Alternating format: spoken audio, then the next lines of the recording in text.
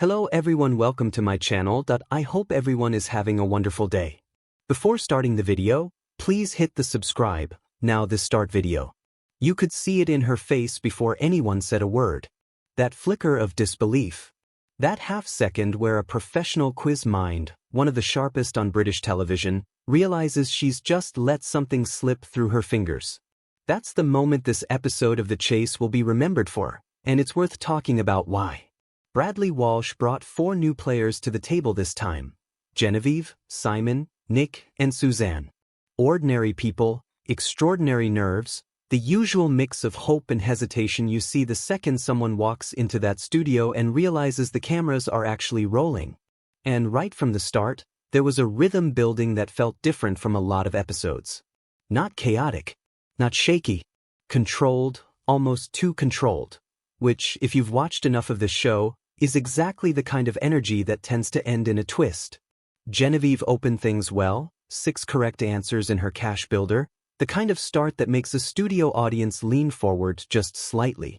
But in Hegerty, the governess was locked in.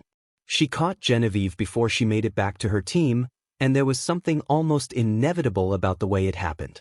Not cruel, not triumphant, just precise. That's the thing about watching, and on a good day, she doesn't perform confidence, she simply has it, and you can feel the difference. Then came Simon. £5,000 in the bank, and, for the first time in the episode, a genuine shift in momentum. He became the first player to make it through to the final chase, and you could sense the studio recalibrating around him. Suddenly the team wasn't just hoping anymore. They had proof that today, against and a win was possible. Nick came next, a police officer with £6,000 and a calm that felt almost deliberately unbothered. He moved through his head-to-head without the panic you sometimes see, and made it through clean. 2 down, 2 to go, and the total climbing toward something that actually mattered. Suzanne closed out the section with another 6 correct answers, another nail-biting exchange with, and another survival. By the time the team sat down together, they were staring at £17,000 and a shot at something special.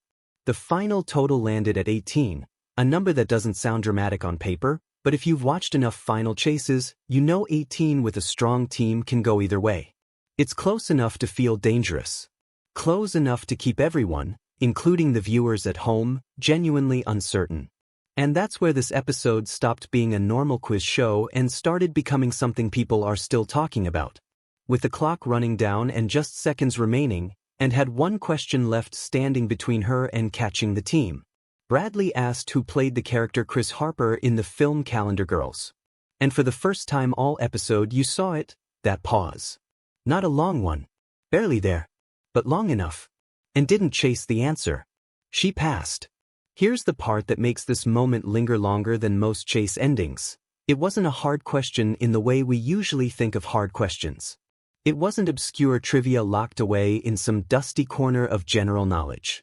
It was a name she simply hadn't connected in time, a possibility she hadn't considered, that Chris could belong to a woman just as easily as a man. Nick picked up on exactly that, reasoning it through with his team and landing on Helen Mirren. Correct. And suddenly and wasn't chasing 4 questions anymore. She had 2 and 4 seconds to find them.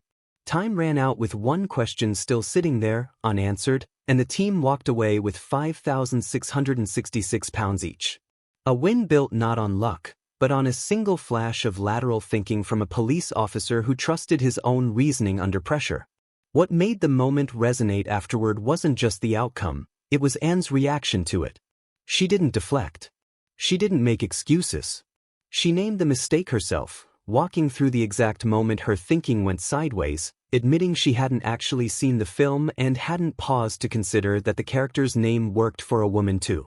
There's something quietly disarming about watching someone that good at what she does own a small misstep in real time, without spin, without ego. It's honest in a way live television doesn't always allow for. And then Bradley, in that dry way only he can pull off, turned to the team and told them who really deserved the thank you. Not the players, not Anne, but Helen Mirren herself, for unknowingly handing them the win. It's a small, funny line. But it's also the kind of moment that sums up why this show keeps pulling people in after all these years. It's never really about the money. It's about watching brilliant people be human for just 1 second, at exactly the wrong moment, in front of everyone. So what do you think? Was it really just a tiny lapse? Or is there a lesson in that pause for anyone who's ever second-guessed themselves under pressure? Let me know which part stuck with you the most.